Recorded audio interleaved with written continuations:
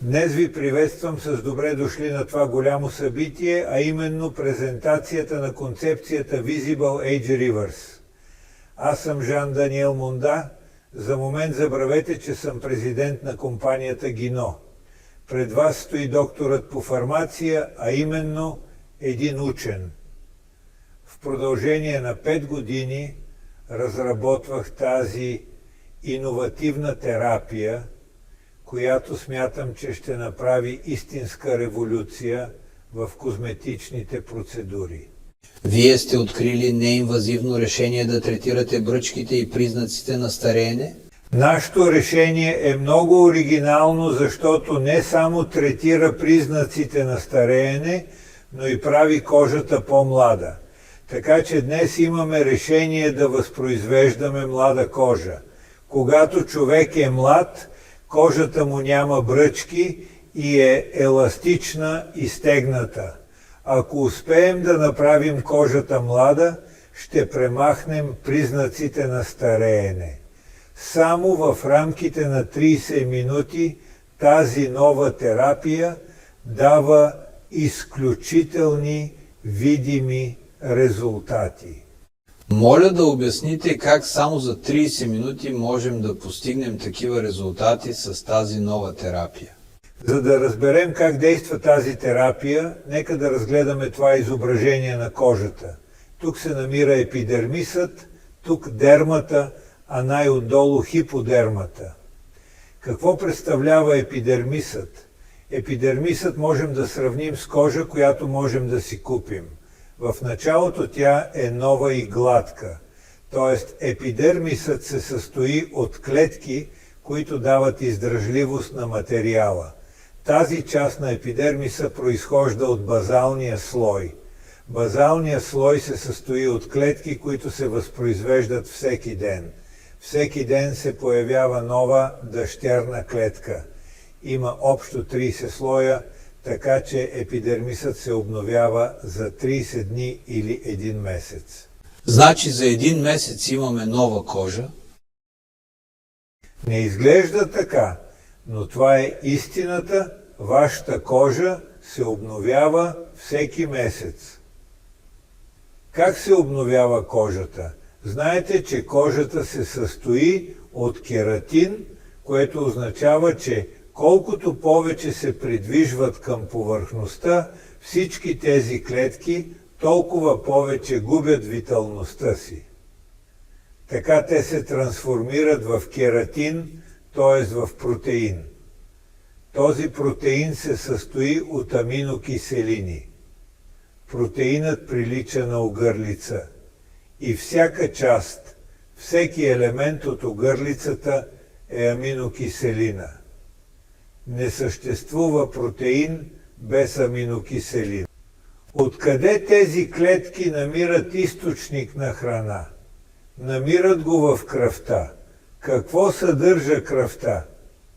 Кръвта съдържа червени кръвни телца, които взимат кислород от белите дробове и го доставят до тъканите. Червените кръвни телца транспортират кислород, кислородът доставя енергия за клетките. Също така в плазмата се намират 21 аминокиселини, които изграждат протеините. Имате 13 витамина, имате липиди, които изграждат мембраната на клетките. С други думи, градивният материал на всички тези клетки, които изграждат кожата, произхожда от кръвта. Тук се намира дермата. Какво представлява дермата? Тя е като матрак, който се състои от вода в гелообразна форма. Тук почти нямате протеини. Всички хранителни вещества, които образуват кожата, са в кръвта. Тя е като матрак, който се състои от вода в гелообразна форма. Затова можем да кажем, че кожата е кръв и ако имате кръв, имате кожа и кожата произхожда от кръвта. Нека се опитаме да разберем каква е еволюцията на кожата в нашето тяло. Едно дете на 6 години има приблизително 1 квадратен метър кожа. Когато стане на 18 години, повърхността на кожата се увеличава 3 пъти. През този период циркулацията на кръвта е много интензивна, защото кожата трябва да се храни, за да увеличава площта си. Така че от раждането до 18-та година базалният слой се храни. През това време кръвта подхранва кожата и тя е млада. Какво представлява младата кожа? Подобно на нова кожа, имаме повече еластичност, хидратация, защото се съдържа повече вода. Това са характеристиките на младата кожа. Не вярвайте, че еластичността на кожата идва от еластиновите влакна, които са в дермалния слой, защото дермата е подобна на матрак пълен с вода. Така че този матрак с вода и малко протеин не прави еластичността на кожата. Еластичността на кожата е тук, в епидермиса. Това, което бих искал да разберете, е, че стегнатостта и еластичността са в епидермиса. Ако желаете повече еластичност, е необходимо да обновите кожата в епидермалния слой. А за да обновите кожата, ви е необходима нова кръв. Сега ще видим какво се случва във времето. След 18 годишна възраст, циркулацията на кръвта намалява. Така има по-малко приток на кръв към базалния слой. Циркулацията на кръвта прогресивно намалява с повишаване на възрастта. И така притокът на кръв намалява. В същото време плътността на епидермиса намалява, той става по-крехък, с по-малко съдържание на вода, по-ниска еластичност, защото има по-малко протеини. Епидермисът става тънък подобно на лист хартия.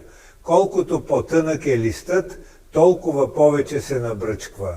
Бръчките се появяват при кожа, която е по-тънка, и тогава виждате признаците на стареене.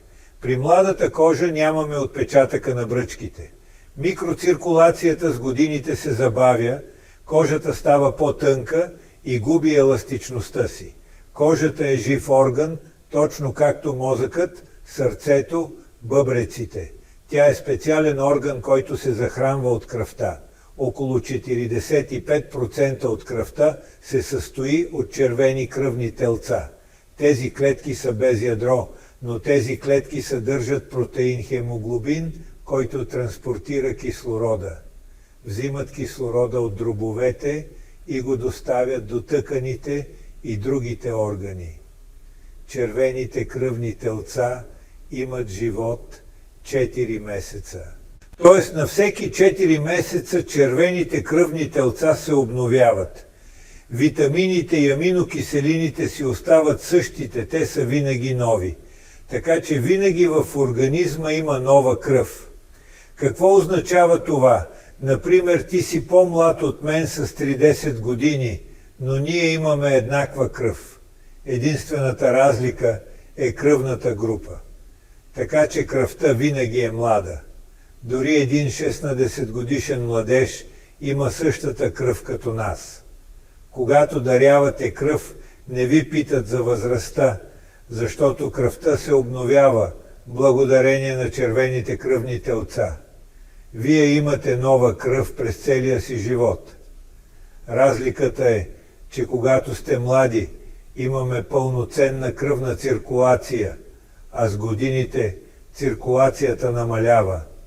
С по-малко циркулация кожата е по-тънка, старее и става уязвима. Затова аз открих как да пресъздадем нова кожа. За да създадем нова кожа е необходимо да повишим циркулацията на кръвта. Защото, както казахме, кръвта се обновява, проблемът е с нейната циркулация. Как можем да подобрим циркулацията? Тук се намира топлинен сензор, който комуникира с мозъка и му казва, че има повишена температура 40 градуса по Целзий. Значи в тая част на кожата температурата е много по-висока, отколкото на повърхността. Усеща се много горещо. На повърхността температурата е 20 градуса по Целзий. Тук е 40 градуса. Това е което отчита този топлинен сензор.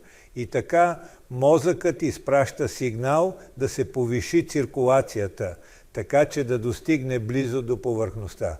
При тази ситуация кръвният поток ще достигне до базалния слой и така ще имаме нова циркулация, която не е достигала до там в продължение на 10, 20 и повече години.